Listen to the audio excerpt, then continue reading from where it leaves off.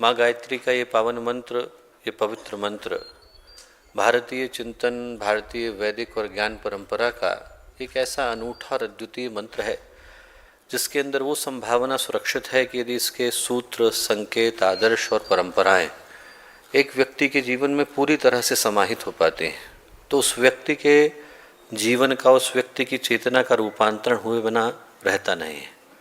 ये जो मनुष्य का जीवन है, ये हम लोगों को एक सौभाग्य के रूप में भी मिलता है और एक संभावना के रूप में भी मिलता है। It's a blessing but also an opportunity. एक ऐसा संभावना का पथ हम में से हर एक के जीवन के अंदर विद्यमान है जहाँ पर यदि जीवन गलत दिशा में जाता है, हमारा चिंतन दूषित होता है, भावनाएं विकृत होती हैं, व्यक्ति का दृष्टिकोण कुमार्ग की ओर जाता है, तो उसी व्यक्ति को पाप, पतन और पराभव की राहों में गिरने से कोई रोक नहीं सकता। व्यक्ति वही रहता है, उसकी आकृति वही रहती है, उसकी संरचना वही रहती है, सिर्फ उसकी चेतना और प्रकृति दूषित हो जाते हैं। और ऐसे में जीवन भ्रम, भूल और भटकावे के अलावा व्यक्ति को कुछ दे करके जाता नहीं। और हमारे जीवन के अंदर एक संभावना वो भी है जहाँ पर यदि मनुष्य की चेतना परिमार्जित होती है, व्यक्तित्व प्रकाशित होता है, भावनाएं उदार होती हैं, तो उसी मनुष्य के जीवन में वो संभावना जागृत होती है कि हम इंसान के शरीर के अंदर भगवान के दर्शन कर पाने की स्थिति में होते हैं। एक ही व्यक्ति के अंदर संभावना यह है कि यदि वो गिर जाता है तो उंगलीमाल कहलाता है और उठ जाता है तो वही बुद्ध बन जाता है।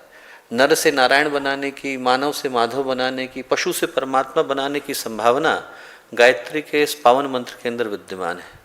हम लोग सोच करके देखें कि जो मनुष्य का जीवन हम लोगों को मिला है, जिसमें पूरा पैकेज समाहित है, ये शरीर, ये योनि, ये चिंतन, ये पुरुषार्थ की संभावना, ये कर्म की संभावना, ये ज्ञान की संभावना, ये भक्ति की संभावना, ये संगीत की, साहित्य की, कला की संभावना, इन सारी संभावनाओं को, इन सारी पॉसिबिलिटीज़ को लेकर के जो इंसान आया, यदि हम लोग ध्यान से सोचें और इस पर विचार करें तो इस बात को महसूस कर सकते हैं कि भगवान ने इंसान को कुछ ज़्यादा परिश्रम, प्लानिंग, मेहनत, अभिप्राय के साथ बनाया है।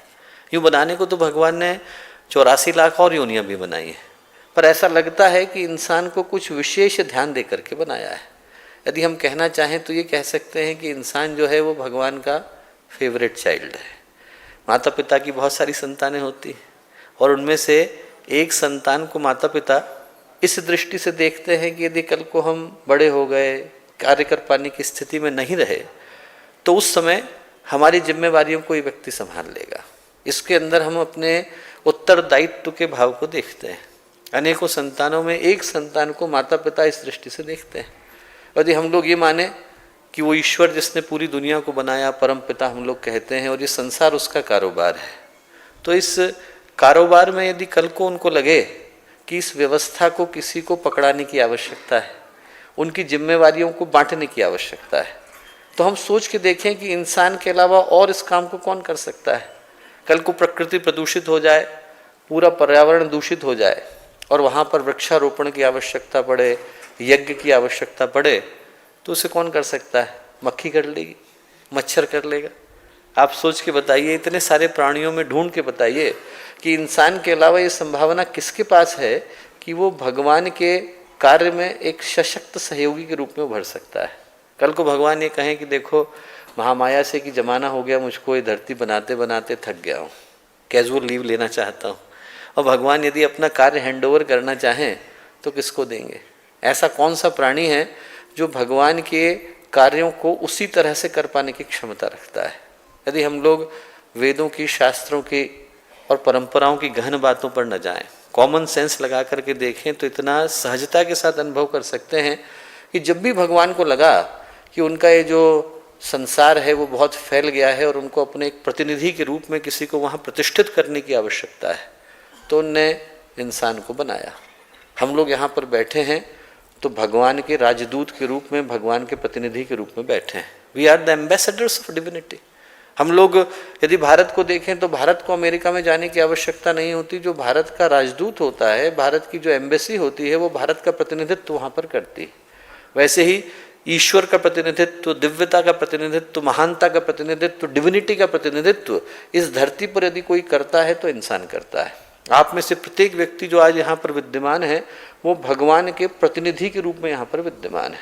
आप में से प्रत्येक व्यक्ति के अंदर वो संभावना है कि यदि वो जाग जाती है तो हमारे अंदर का वो भगवान प्रकट होता है जो इंसान को मसीहा के रूप में प्रतिष्ठित करके जाता है। एक कथा आती है श्वेत केतु की। बड़ा ही प्रसिद्ध बालक था, 12 साल का था।